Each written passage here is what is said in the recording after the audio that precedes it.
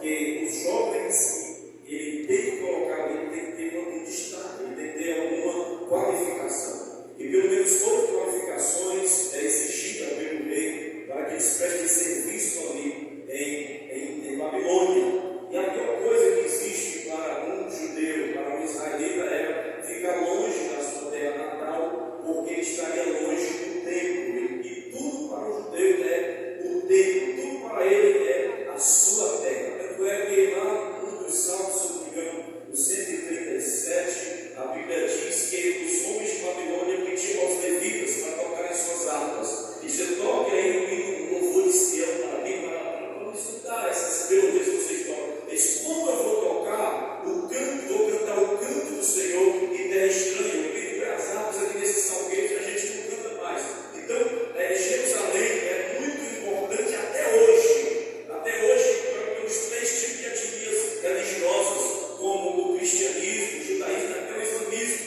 Porque os judeus, eles querem Jerusalém por causa do templo, que foi destruído, mas ainda tem uma parte do muro, chamado muro, a parte ocidental do muro, que hoje nós chamamos de muro das lamentações.